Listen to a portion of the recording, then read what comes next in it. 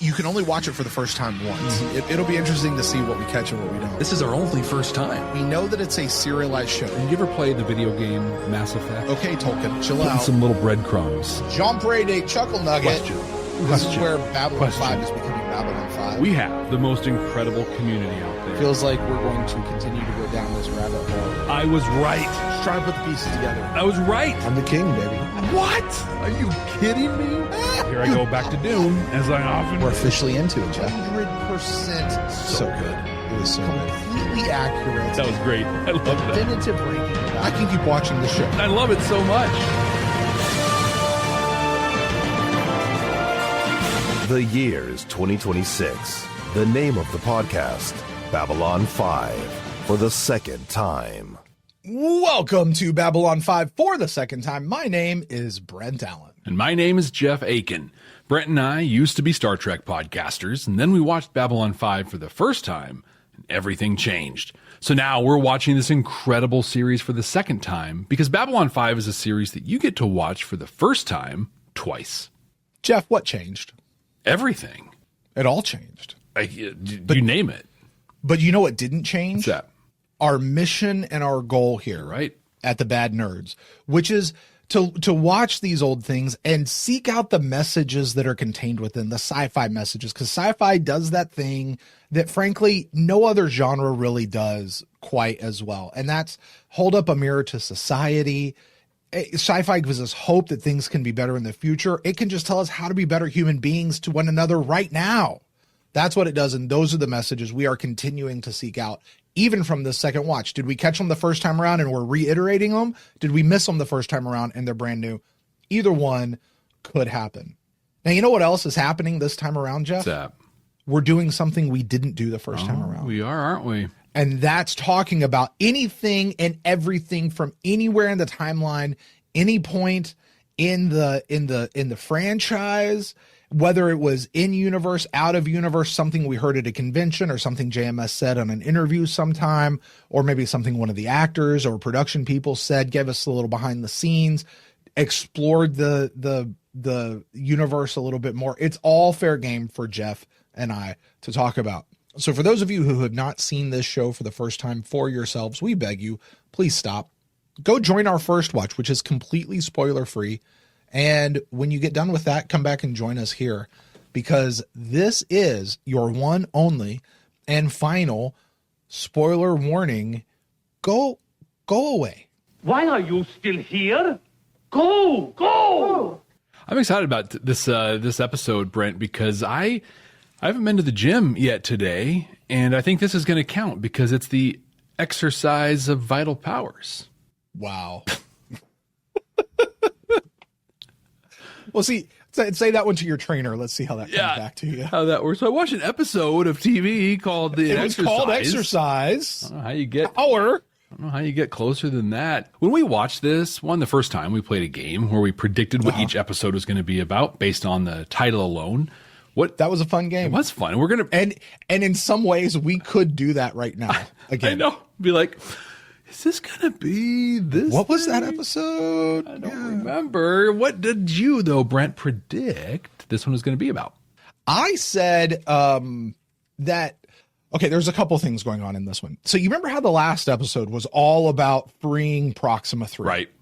Going to Proxima 3, we're going to get it out of the hands of Clark, and they had a few people defect and come over, and other people who decided to do some different stuff. Well, I said that this would continue that mission, only it's not just the next colony. It'd be like the next 2 or 3 colonies, almost like montage, because we were told there's a lot of colonies out there, right? Mm-hmm. So we're going to be doing that. But as that's happening, this episode would actually be more political than space battle. Okay.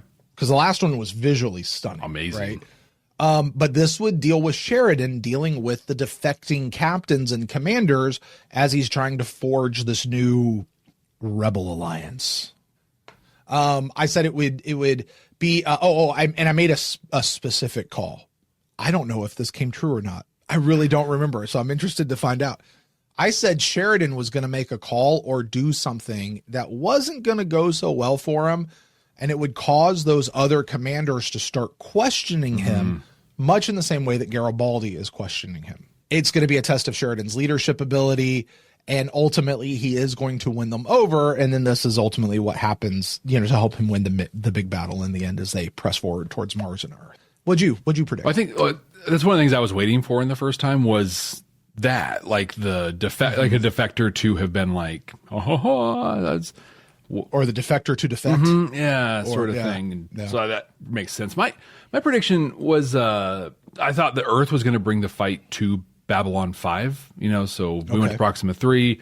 They were going to come and attack, and we were going to see some of that. But we'd also get Garibaldi and Edgar's, and specifically just kind of a spiral of Garibaldi getting more frustrated with everything and just getting, becoming evil Garibaldi. Well, that's what we predicted. I don't fully remember exactly what happened in this episode, and I'm not sure that you do. And I don't really remember exactly what we thought of this episode. So why don't we take a look and just remind ourselves really quickly of not only what happened, but exactly what you and I said about this the first time around. Let's do exactly that, please. Previously on Babylon 5 for the first time. The exercise of vital powers. This episode feels like it is episode 2 of a 7-part story, which isn't a bad thing. It just makes this episode really hard to judge on its own merit. I'm not going to have much to say. Spoiler alert. We've talked a lot about the prescience of JMS's writing in this series. It felt like this episode was literally written at us today. Let's talk about the telepaths and Lita and stuff first. Franklin's struggling. Zach just is like, it's all right, dude. You'll figure it out. You always do. I hope that everyone has the opportunity in their lives to work with a Zach. When she looked into his mind, she heard the shadows. Here's what I appreciated. This was so much better than pain. Ah! The actor for the guy was great. Yep. And she's like, let's go to sleep. Oof. And he's down. I was just like, oh my God. Franklin had a point.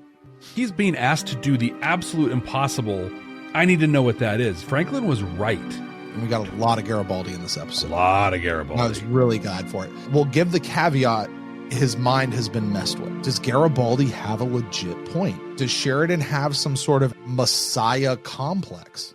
I haven't gotten that impression from Sheridan. What I have gotten from him is that he believes he's the only person who knows what needs to be done. Maybe he does have all the answers. As long as he's doing it by himself, while he's out physically leading these fleets, wow, that's a lot of risk he's taken. In the absence of information, we're going to tell our own stories. And what we know about Garibaldi is he's never going to tell a good story. Eggers, not Bester. I know. The perspective that he brought to the conversation, but also just how dramatically out of touch with reality he was. Mm-hmm. He made a comment in there where he says, only a fool turns away from absolute power. Actually, a lot of people turn away from absolute power because we actually watched Jakar do it. In the interest of promoting humanity's best interests, he puts no value in human life. Sheridan is screwing up the timetable, so what happens to him is collateral damage. The telepaths that they had to kill, they're collateral damage. Garibaldi is going to be collateral damage. Okay, Garibaldi just handed over Sheridan's dad. Can I punch him in the throat now? Garibaldi? Yeah, you want to punch him in the throat? You're right to. Yeah. Don't you mess with Rance Howard, man. Right? National treasure. Right? Jeff, this stands in a little bit of stark contrast to what you were saying about Sheridan in our last episode. Yeah, it really, I thought the same thing. No messiah complex for Sheridan. I saw the look on your face when you said that. You're like, really? I said that? Yeah, I've seen it for a while now, pretty much this whole season. Yeah, but you're looking at it through sleeping in light eyes, not... Well, Jeff, that was our first time around, man. Let's do our second time around. Ooh. You ready for this? Ooh. I don't know. I still like Garibaldi, even though I don't like Garibaldi. Right. Like, I don't know that I want to do this, man. You know, I season 1, for the first time, I said Garibaldi was my favorite character. You did. And that was the last time he was my favorite character. I'll just say that. Yeah. Well, Brent, here's what I'm going to do. I'm going to bring up the episode and we're going to watch it. We can talk about it while it's going on, make comments or whatever, all that kind of stuff. I think, though, for YouTube, we're going to want to edit it up like reaction video style.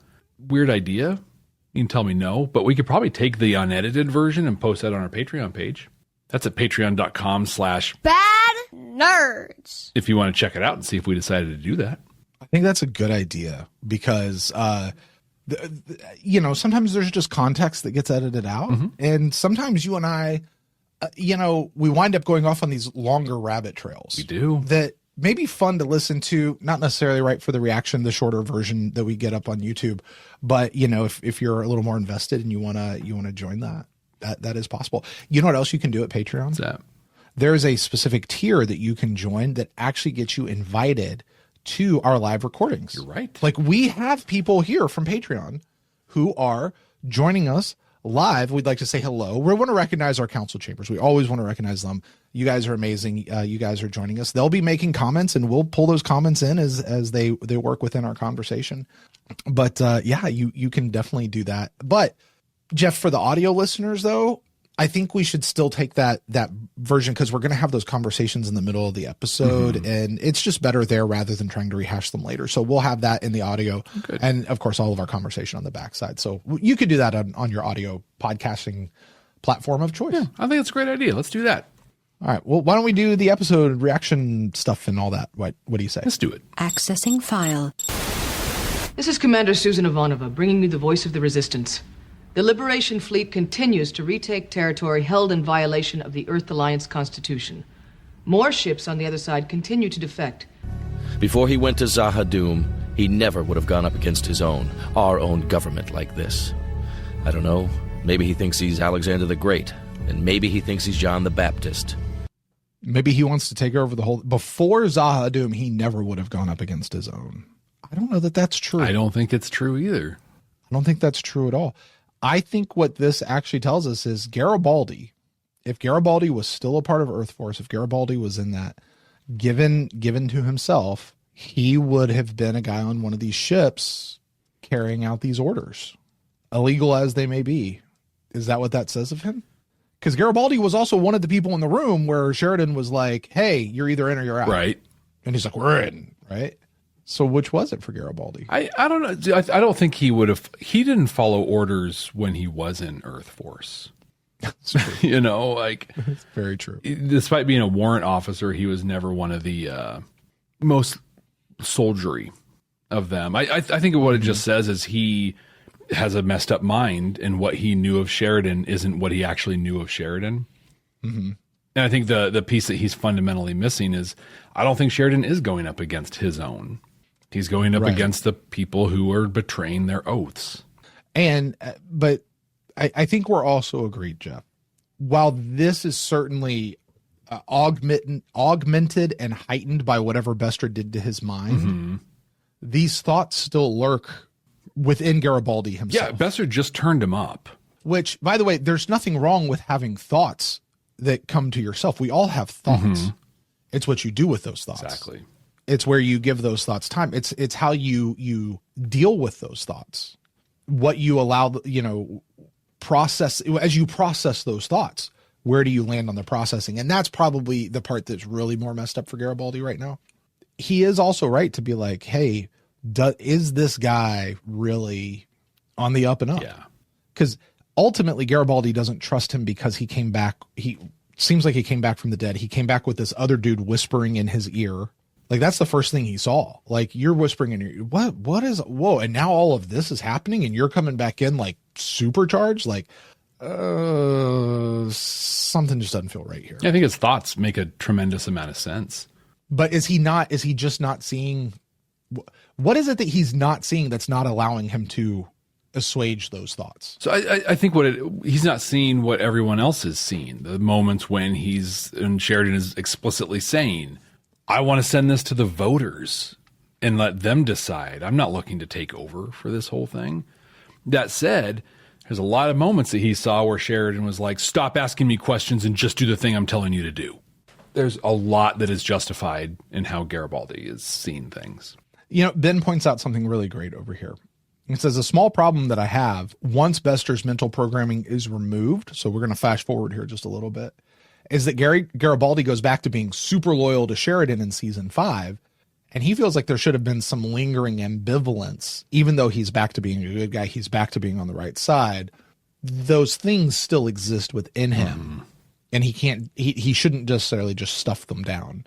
Yeah, that would have been an interesting piece to see. Although I think if he was dealing more with the alcohol thing more than anything else. Well, I think on the first time we even talked about that in season 5, like when are they going to sit down and have the talk? Like, hey man, turns out I was a little out of line. Frankly, you might have been a little out of line too. Like some back and forth. And I don't think we ever got I can see where you would have thought that I was coming at it from that angle. Have that thought. Although I don't know that two people would actually really sit down and have that conversation. It'd be cool if they did. Especially two dudes from the 90s. I was going to say, yeah. That's, like, no, we don't need to have that conversation. We just go. We're good now? We can just pick it up and we're good. Let's go. You're the type of guy who doesn't like to give up control. This guy just never got rid of that 80s hair, man. I really do. An interesting thing about him. Garibaldi just got rid of his hair. Right.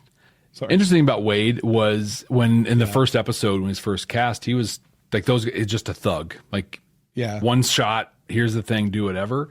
But JMS was really impressed with the actor's performance, and so he just kept giving him more and more. Writing more. So did the Edgar's thing come out of having to give this guy more and more? No, the Edgar's thing I think was already there. Yeah. Okay. It was just they were going to have thugs come and lead him to the thing, but they're like, this guy's great. Hey, look, Doc. Shadow implants have defense systems on top of defense systems. I should be able to figure this out. It gets away from me every time. Well, you'll work it out. You always do. Yeah. Zach really is awesome. Like, Ivanova said you were looking for me? Oh, Lita, yeah. I am. Why is she back on the black gloves? Your friend. Because she agreed to the psych horror thing from Bester. Did she? Yeah. That was the whole end of the episode. I don't remember her actually agreeing to it. There never has been a good time for us, has there? It's just things are very busy right now. William has a lot. It's all right, Lise. Oh, who's this? Is this your husband's dad? Our guest has come a long way on a hard road. Beatrice was looking for you. She had some questions about dinner. Do you think you could... Yes, of course. You think you go just be the woman and just deal with the dinner? Like, come on. We're going to do man business here. You insisted on seeing me now. Why? Because I got tired of not seeing the face of the man that I work for. And I want to know what the hell it is I've been helping you smuggle past B5 customs. I think Garibaldi is way out of line here. Like, if I'm Edgar's and he's in here being like, I need to know how this, and I'd be like, go away. You're fired. I will find anyone else to do this job. Who the heck are you to come in here and demand this stuff from me? Right. Oh, you're on the DVD cover. Okay, that's who you are. That's literally the only reason he can do it. Right. Plot. Try not to touch anything. First thing he does? There's that. I love that, actually. That's what I would do. Yep. Touch it. Hey, what the hell? Come on! Michael Garibaldi should have expected Mr. something Garibaldi. like this. Everything's fine. You're in no imminent danger. Oh, yeah, I understand. So why the muscle? So you'd have no time to prepare mentally. I want your heart rate fast, your thoughts jumbled, to guard against any blocks or attempts to mislead us. Okay, so first, who the hell are you? I'm quitting as soon as this happens. Right? I mean, it's if this is what you do to me, I'm immediately out. I get to walk in here and I get to demand stuff. You do this to me. This is just, I mean, this is an abusive relationship that both parties need to leave immediately. Also, hey, Garibaldi, aren't you trained for situations like this? Like, this. Also, hey, didn't just 2 episodes ago you make me fire the telepath I hired to do stuff like this? And you have this chick right here, as Suzanne points out in our council chamber? Yeah. Do you know what happened to you? No. I don't remember anything. Thank you, Mr. Garibaldi. You may go now. And now we're going to kill this telepath. That is way too reminiscent of him in that room where he's getting his mind messed with. You're right. Thank you, Ms. Constance. Mr. Wade will attend to your payment. Your payment is death. On the cheek. If I wasn't really married to her in those senses, you know. Oh, she really is going to get shanked. Oh, I was just kind of joking when I said that a minute ago. Just one more. What do you want me to do? What am I? Why am I? How much of this led to Lita getting Byroned?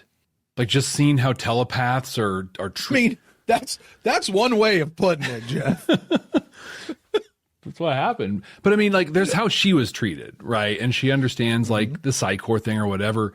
But even seeing how like the Shadows treated them, and then how Sheridan and the Rebel Alliance is going to treat them. Like, but this moment, that's all I thought. Like when she had that connection with him, I'm like, this is the start. I feel like it started a long time before this for her. And I feel like it's probably a shared experience of all Earth telepaths. Mm-hmm. This idea of being outcast, this idea of being distrusted. How many times have we heard Garibaldi say, I don't like telepaths? Right? Yeah. This is something, this is the reason that Psychor exists in the first place. This is the reason Bester is the way he is, or part of it. Yeah. Having not read the novels. So no, I don't think it started here. Was this a step along that direction? And seeing, oh, it's not just Earth. This is how other people treat us as well. Yeah, I think it's there. You know, I think what Byron is saying and what Byron comes in to say is probably nothing new. Right, exactly. Conversations that have been happening for a very long time. Hundreds of years. But we're now going to do something about it? Is it the right time? Is it not? Should we not? Is it right? Is it not right? There is a point. You can walk down the street and just invade people's minds. They all agree you shouldn't do that. Or some of them agree you shouldn't do that. Right. Mm-hmm. So yeah, I don't think I say that anything started here. Was this a step along the path? Maybe, but I don't even know that it was a big step along the path.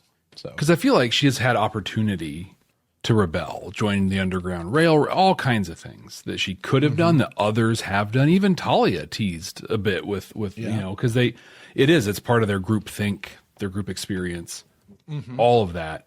But I think the totality, and Suzanne really breaks it down in here, the abuse she experienced by Kosh 2, the way she was treated after the Shadow War, being left in poverty, forced to rejoin Psychor, and then seeing this and just understanding that, like, so everything happened to her.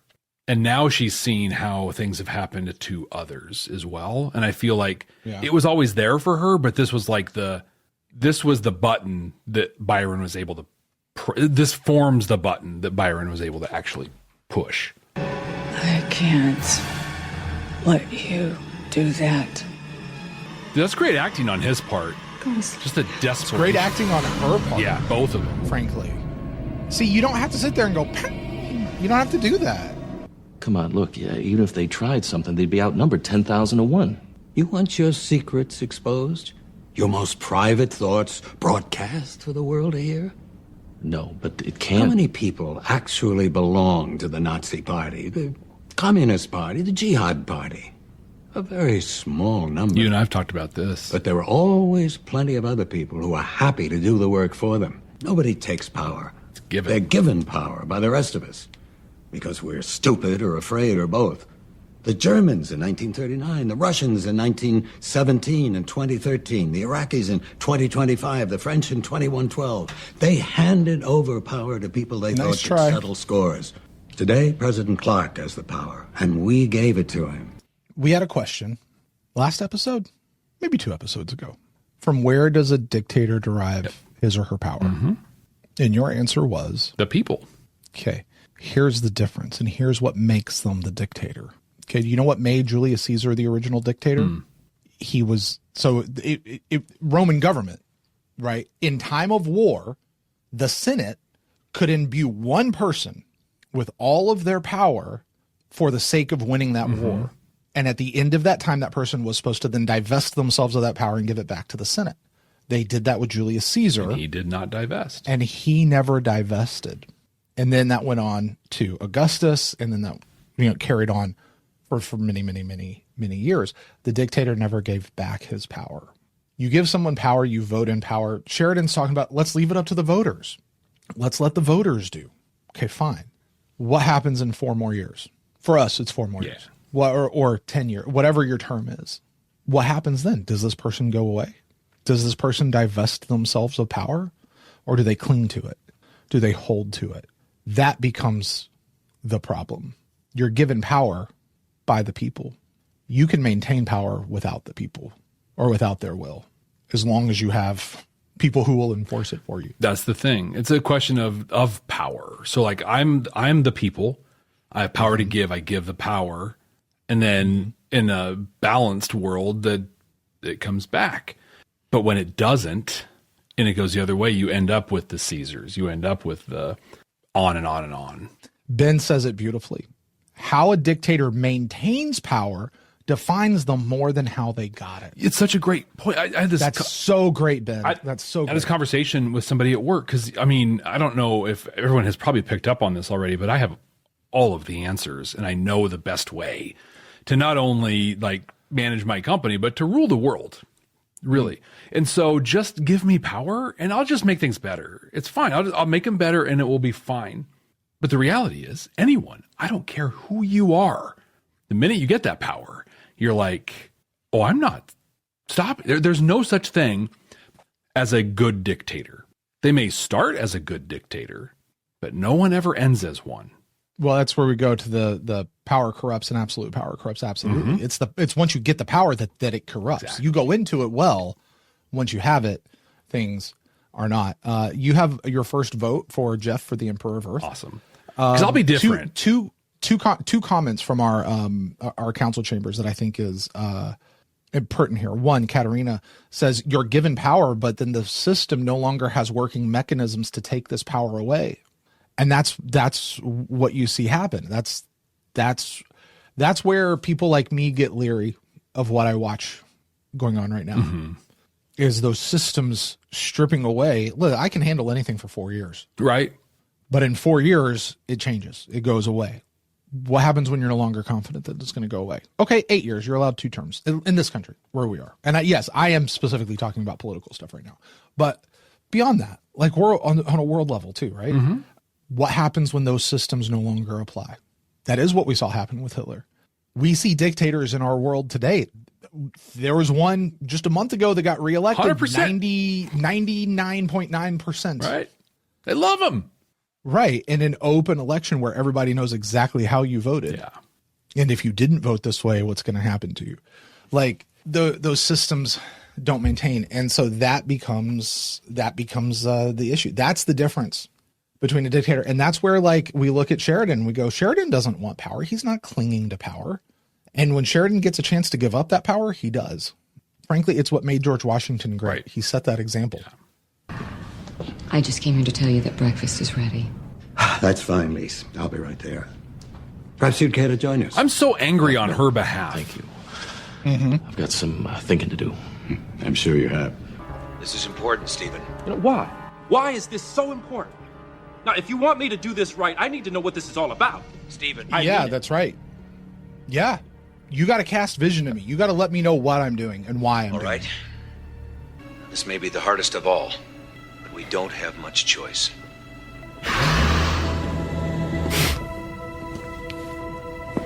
This is such great TV making. Like, hey, we're going to tell you everything that's going on.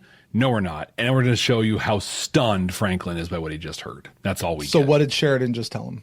The idea with these telepaths is we're going to use them we're going to put one on each of our ships and use them to disrupt the psionic waves from the crabs. No, that was way back when. They're literally just going to. That's not now. They're going to. What are they doing now? Disable Earth destroyers. Because Earth is using shadow tech. Yeah. Well, yeah, because they'll attach themselves to any tech that's there. So they're going to like drop them into the engine room, and they'll subsume up all the tech, and then the ships become disabled. So we're literally just using them as fodder, as a weapon, and not seeing their humanity because their humanity. Because okay, is their humanity gone? Are they still people? I think we saw they were still people. When the guy's like, I can't live like this. So he can't live. Okay, so if we're gonna not live, can we not go out with one final act? So he can't live like that, but maybe someone else can. Also, they won't necessarily have the choice to do that. And a thing that's going to become very normal Like right now, it seems like a big deal, but it's going to get very normalized. Sheridan is unilaterally making a decision that impacts a number of lives. Isn't that what your job is as a commander and a captain, though? Yeah, for the people who signed up to be a part of that. What about the people that affect whatever they go do, though? But they didn't sign up. Like, you're not going to basically be like, hey, Jeff, come here. What? Oh my God, how did I get into this ship and now I'm going to die? Like, that's what he's doing to the Teepsicles. Hey, I'm just going to drop you in this thing. No say. They just let you go to town before you die, but they don't have their. I mean, this is the same. If Franklin, is it not the same thing? I'm sorry. Is it not the same thing that happened? I feel like Star Wars had the same type of thing. Was it with the clones? Well, kind of, but they were literally bred and raised for the purpose of war. Okay, now you have the Jem'Hadar again. Mm-hmm. Same, right? Yeah. Although both of those wound up on the evil side, so. Yeah. I think what makes this a little different compared to other examples is what we now know because of Lita is there is an opportunity to communicate with them. They do still have a level of agency. The guy, even though he was in pain, but he was able to say in that moment, not only do I want to die, I'm going to, like, if she hadn't have stopped him, that would have gone right into his neck. Yeah. Now that was him. Others might feel exactly the same way. That might be a normal thing for all of them to feel. So we have a sample size of 1 right now. Is that a full stop of the plan then? No, now the plan is... We can't do this now? The plan is we need to check. We need to see if we can do this. Yeah. We have 50. Because now it becomes unethical. Exactly. We have 50 of them. I need 38. But here he's going to use them in their final death match, basically, to take down these. It's so hard. Yeah. I think that if it was a thing where in that final battle in Endgame, like they truly tipped the scales in like a profound way, I might have a slightly different view of it, but just my memory of it was just like, you could have not done this at all. And yeah, the battle would have been more difficult. It would have had the same outcome. But in a way, didn't they kind of just get drafted in the military? So now they're there. They just got drafted. I will say, as a they got drafted thing, they are Psi Corps. Aren't these guys supposed to be the people that ran away from Psi Corps? Are they yes, these are blips. These were the people who were blips that got captured and then frozen and sent out, right? Almost makes it worse. Almost. He's right. He's right. It's the only way. I just wish the hell that he was wrong. I have a long-term job for you. You available? I never noticed how gray his hair was getting this early. Good. Start packing. We'll leave in a few days as soon as I take care of everything. What's the long-term job? I'll go on to work with the Resistance on Mars. Something. And then getting... Okay, so what did Sheridan just tell Franklin? We need to get these people prepped so they can be activated. You could have told me. I mean, maybe we could have got back some of what we had before. I never knew what we had. When we were together before, I never knew when I'd see you again or if I'd ever see you again. Yeah, you weren't a good boyfriend, dude. Relationship. I was the one who had to call. I was the one who had to remind you when Christmas came around that, while it doesn't mean anything to you, it means a whole hell of a lot to me.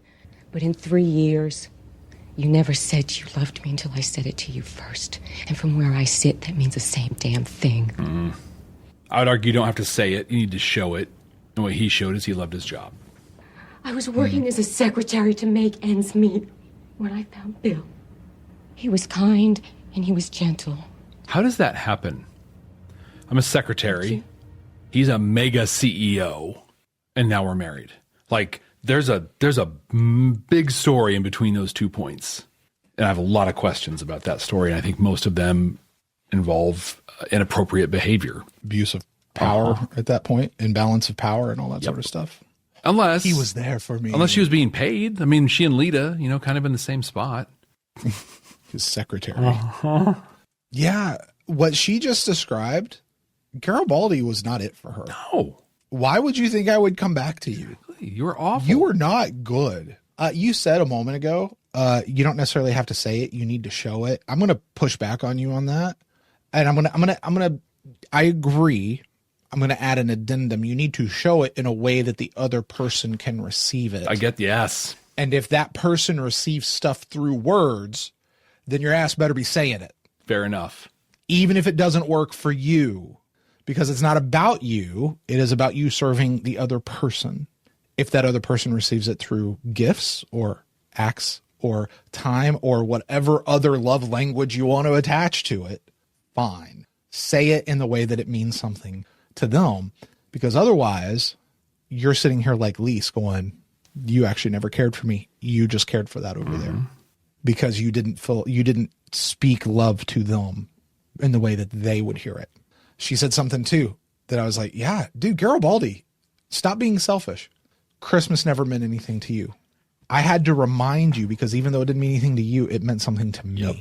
Again, you were not ever concerned about me. And so you were just about you and your thing. Why does Lise wind up going back to him? I know, it makes no sense. Is she dumb? Yeah, Becky in the chat says, like, their entire relationship is presented as too toxic for it to be responsible writing to have them get back together. I agree. Thank you, Becky. And Katerina Katerina says the next thing of what I'm going to say. Also, as a partner, you need to learn how to receive it from your partner. You know, I'll tell you, for me, I'm a big words person. Mm-hmm. My wife is not a words person. She tries, and she oftentimes fails drastically. But I see the ways that she does try to communicate her love for me in a way that she knows how to communicate that. And I have to actively receive it that way. I can't just passively receive. I have to actively receive it that way. So thank you, Katerina. That is a perfect follow-up. You need both. Mm-hmm. Yeah, you got to do both. Yep. Say it in a way that they receive it, but also learn how they're communicating it to you so you can receive it when they do put it out there. Both. It takes both, guys. It takes both. It's like, all right? It's not one or it's the like professional wrestling. Yeah. So professional wrestling, you and I are having a match. Of course it is. Right? You and I are going to wrestle. In that match, I am 100% focused on you. How do I make sure Brent looks good in this match? And that works because you are 100% focused on me. How do I make sure Jeff looks good in this match?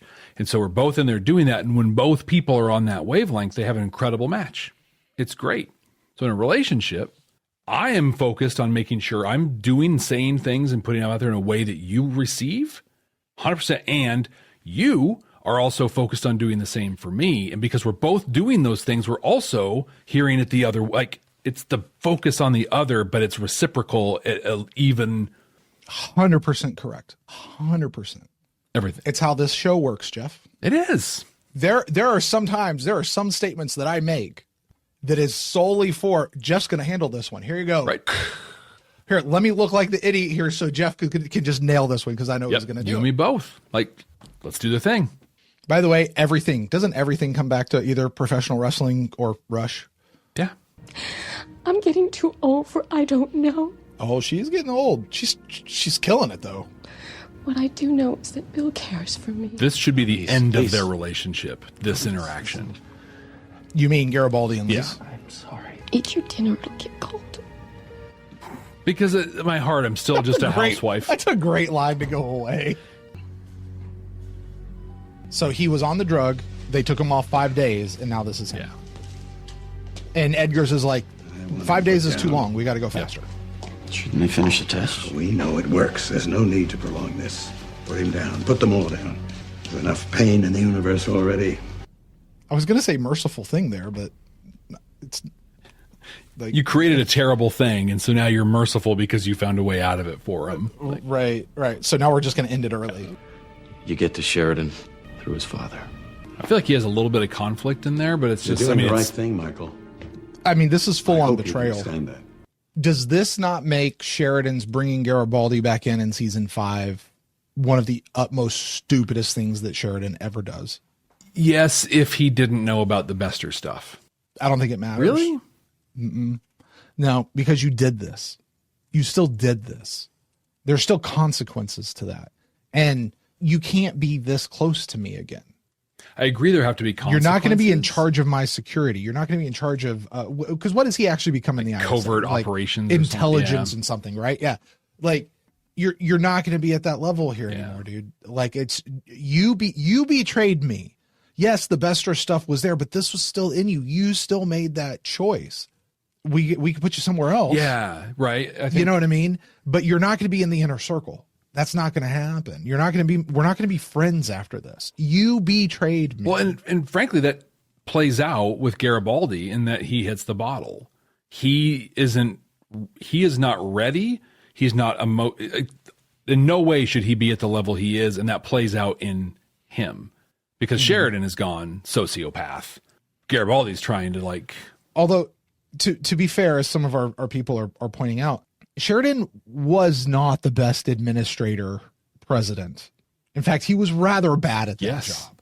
And this is just more evidence of why he was who is it that said it was Robert Baratheon, Game of Thrones. It's a lot easier winning the throne than it is sitting on it. You know? So only Sheridan, and that's the thing, Sheridan's not even playing the Game of Thrones. He's just trying to get Earth back. And then he wants to let the voters decide, and then they're going to put him in. He's like, well, okay. But he accepts the position too. Well, they put Lyshenko in charge. They just appoint him to the ISA. Are you ready to take your Babylon 5 for the first time experience to the next level? With our exclusive Patreon, you'll get access to all kinds of cool stuff that you can only find there. Our recording notes, unedited reaction videos, an exclusive Discord community. And you can even be listed as a producer of the show. Plus, we even offer exclusive meet and greets and hangouts. You won't find this kind of experience anywhere else. Get all these amazing benefits, plus the opportunity to interact with other fans from around the world. It's being part of a huge community where everyone shares the same appreciation for Babylon 5. Subscribe at patreon.com/Babylon5First. That's the number 5 and the word first to get access to these incredible benefits. That's patreon.com/Babylon5First. We can't wait to see you there. I don't have anything else that JMS said on this one. You know, I think we're at a point where shockingly there's not a lot. Earlier this season, we would go to online and just have pages and pages and pages to go through. That's not the case so far with these last couple episodes, and that's okay. Yeah, you know, I did go back and look at my notes from the first time we watched this, and I said what I said. What I said last week is what I said the first time. This episode feels incomplete. Not a bad episode. Like we never got the ending. We have our beginning. Maybe we have a little bit of a middle, but there's no ending. Like we've just set up a story. Yeah. And it's hard to judge something when you're in the middle of it before it completes. It's like judging the first Lord of the Rings movie without watching 2 and 3. Well, how is the movie? I don't know. It just sort of ended. Right. That's how I still feel about this one. That doesn't mean it's bad. Doesn't mean I didn't enjoy it. Doesn't mean any of that. And honestly, I've come out of this episode. I don't know if I was this way the first time around. I'm really pissed off at Garibaldi. Yeah, totally. The Bester stuff notwithstanding, he just threw Sheridan. I mean, dude, he didn't just disagree with Sheridan and walk away or whatever. He gave them Sheridan by diming out his dad. Yeah. That is low. All for this, not even because he believes in the mission of what Edgars is trying to do, not because he's trying to make Earth better, to get back his girlfriend who is married to somebody else who 10 minutes ago just told him no again. Are you kidding me? And you're going to give up this dude by giving up his dad? You give up Sheridan, okay, fine. He's a military combatant. You did it with his dad? It's low. Dude, that's not cool, man. The comparison has been made. Garibaldi, Judas, Sheridan, Jesus. Judas was less of a betrayer than Garibaldi in this. So Judas's whole piece was, I'm going to force his hand to do the Messiah thing because this is what I think he's going to do. And turns out that wasn't actually the Messiah thing that he was going to do. He's like, I'm going to force his hand and force him to do it now. That's not what Garibaldi's doing here at all. He's just now, remind us real quick, just so we know, what exactly was the programming that Bester put into Garibaldi's mind outside of "you can't hurt me"? You don't like Sheridan, and I'm just going to take that piece of you and turn it up. What I remember very specifically Bester saying was, I didn't put anything in you. I just turned up what was already there. Yeah. Outside of the Asimoving. And I think Sarah asked the good question, and this is where it gets complicated. Did Garibaldi have a choice because of the Bester stuff? I don't know. Like, at some point, is he just a program? Okay, here's a question. Does a person who's under addiction have a choice? Drugs, alcohol, whatever, gambling. Do they still have a choice to hit the bottle or not hit the bottle? it's not that simple. Yes and no. That's going to be the same answer here.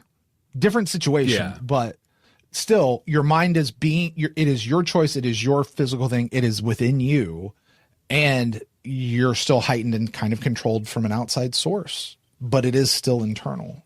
And he had a choice. Garibaldi had a choice.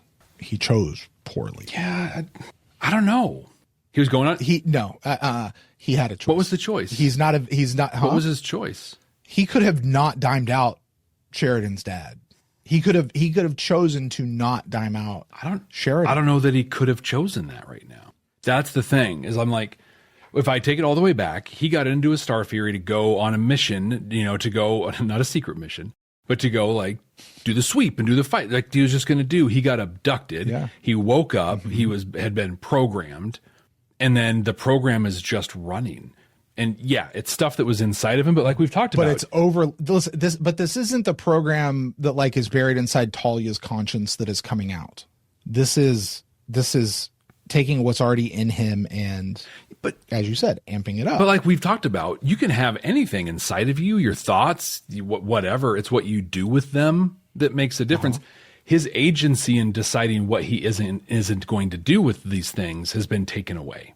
Yeah, it was inside of him, but maybe it was really small, and it was enough where he's like, yeah, I feel the same, but it's not a big deal. Like, I'm going to let it go.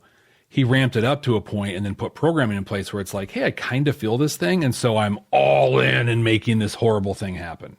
I don't know that he had a choice.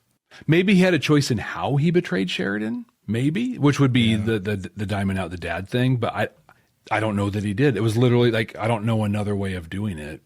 Does a person who's an addict, let's say a drug addict, a very expensive drug addict, do they have a choice to not steal money out of their parents' wallets to go buy drugs? Again, very complicated.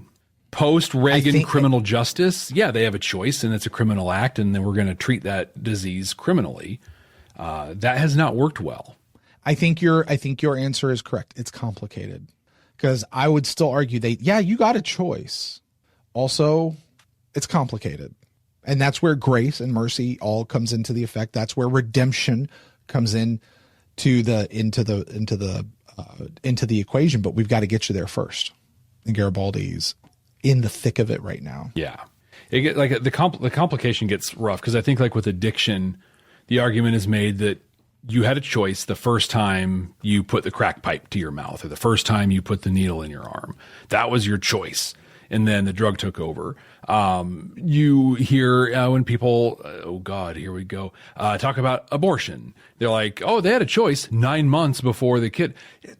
Yes, but also like it's not that simple. And in this case, Garibaldi, his choice would have been, I'm not going to go out and fly my mission. Like that was the point everything went. And so I would say that like in that argument that is made, he didn't have a choice. Just like I'm not so sure that the addict had a choice, or the person who got pregnant had a choice. Like, it's complicated. Yeah. It's really complicated. And Ben says it over here. The programming gets stronger because in the next episode, Bester tells us that Garibaldi would do anything to uncover the conspiracy against Psychor, even selling out Sheridan. And if this is the programming that is effectively forcing his hand, and then I go back to what I said earlier. How can Garibaldi ever come back and be in the inner circle with Sheridan? Because how can you ever trust that the programming's not there? How do you ever trust that the programming isn't still active somewhere? And when you're at that high of a level, you can't play games like that. You can't play, he deserves a second chance. Yeah, he does deserve a second chance, but not here. Yeah. And maybe it's not. And Nia says it really well. This is what we love about Babylon 5. It's not easy. It's a messy situation. There's no black and white answer. It's real. It's very real. And that's life. Yep. That's what makes it so compelling, because this is real life. There is very rarely do you get a black and white answer. You know what? I just thought of this. It is messy. It is complicated. The only black and white answer we've had to this whole thing is Clark's a bad dude. Yeah. Every other villain, Londo, the Shadows, Mr. Morden, Sheridan. Yeah. There's moments of, that's generally how it goes. And JMS, I mean, correct me if I'm wrong, that was his thing. Not everybody, this What's our original mantra here, Jeff? Not a Star Trek podcast. This is not where you have the nice, bright, shiny this, and then the evil villains over here. Everything's a little bit gray. Everything's a little bit gray. What an episode, man. Yeah. And it's not complete. And this is what good television should do, is it should spur us on to have these sorts of conversations. Because you know what? What's fictional is what's going on with Garibaldi. Mm-hmm.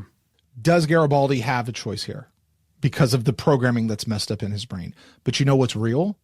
Addiction. Is addiction the same thing that's going on with Garibaldi? No, but it does stand in as a metaphor. Addiction reprograms the brain. Does that person have a choice? So how should we treat that person? How should we help that person? Should we help that? Is that person deserving of help? I didn't make that person put a needle in their arm.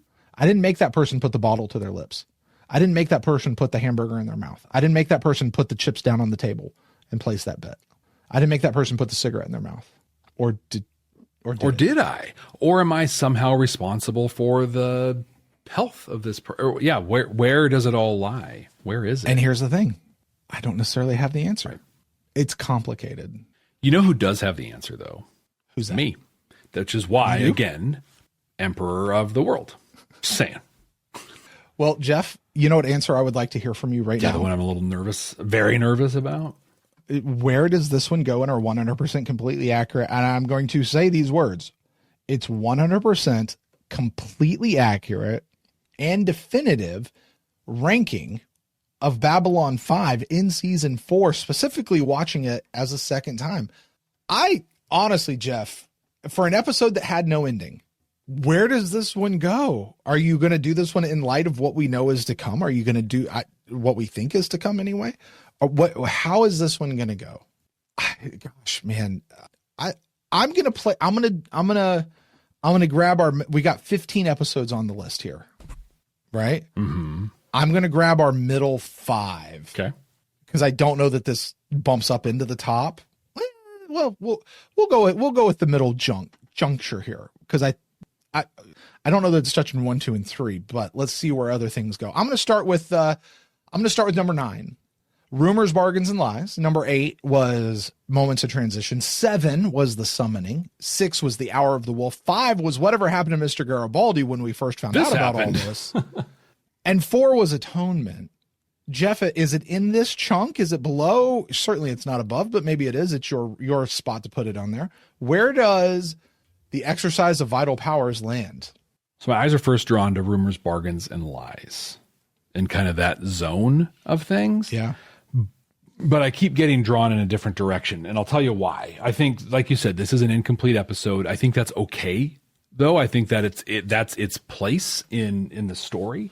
The episode itself isn't really, I don't know, not great.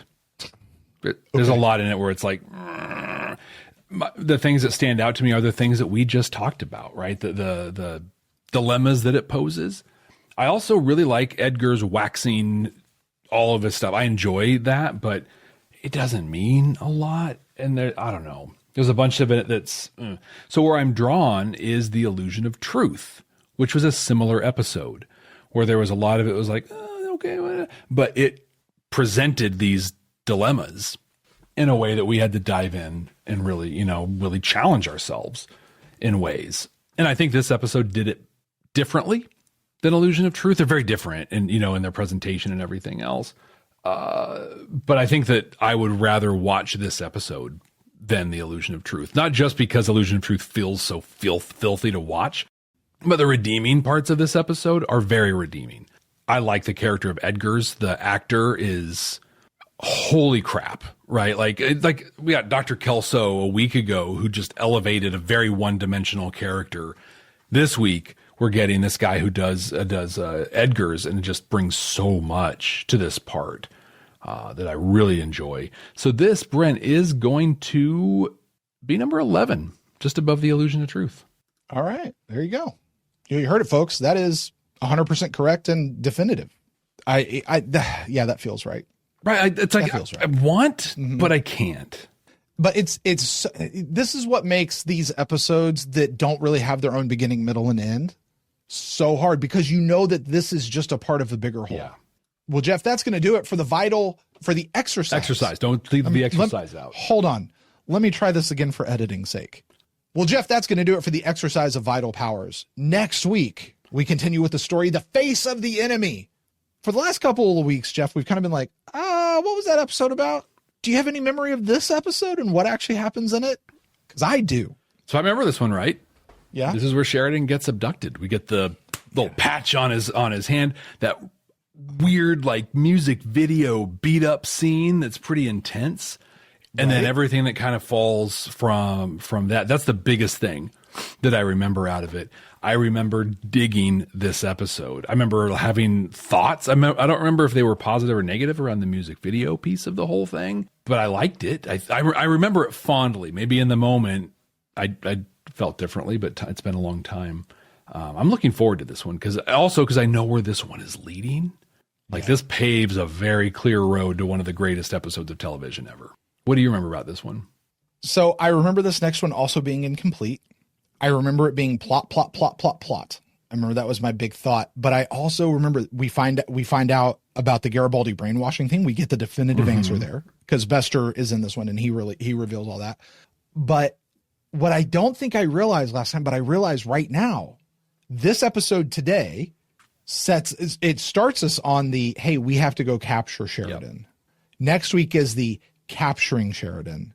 I think the week after that is what happens when Sheridan is captured. We're going to break Sheridan.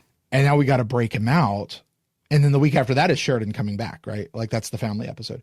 But so this is actually the middle episode of a 3-episode mini arc about Sheridan's capture, which ends in just a phenomenal way.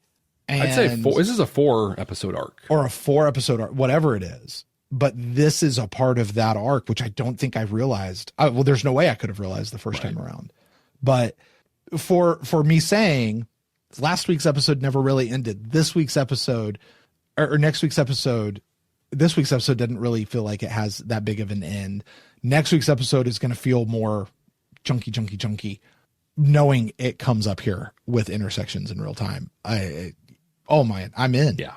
I'm all in as well, and hopefully everyone else is as well, because if you haven't already, you need to subscribe to wherever you're watching or listening so you can be a part of these as soon as they come out. Leave us a rating, leave us a review, comment, be a part of the conversation, all that great stuff. If you want to help us out, the calling of your heart is to help build the community that has surrounded around the Bad Nerds and Babylon 5 for the second time, Stargate for the first time, anything else that's out there. Please share this show. Just share it with somebody. Like I said last week, this is a great time to get on board. We're heading in, like Brent just explained, an incredible line of episodes. So with that, my name is Jeff. That is Brent. Allen. Hey, Jeff. Yeah, what's going on? Hey, so there was something that was going on earlier with our council chambers, and they were talking about something, and I just want to know what you think. Okay. They were saying it. We could get T-shirts printed up and everything. Jeff Brent, 2028. I like it. That sounds good. You know what I think sounds better, though? I'm afraid. What? Brent Jeff, 2028. Nope. Yeah? Nope. Yeah. Oh, yeah. Can't work. Oh, yeah. Don't look at the rest of the comments about that because they talked about that a little bit too. Don't look at that. Just let's go. Brent Jeff, 2028. Let's do it, It has to baby. run alphabetically. That's the thing. It rolls alphabetically better. Akin Allen. Brent Jeff. Now, Akin Allen. Politicians are only known by their last names. That's it. Oh, really? Yeah. Oh, really? Your last name happens to also be a first name, but that's fine. But no, it's got to be Akin Allen. And also, I need to be the top name on the ticket. You, Brent, you would abuse the power that you had. I wouldn't. You mean like the power that I have to silence you? You wouldn't. I mean, we're not some deep space franchise. This station is about something.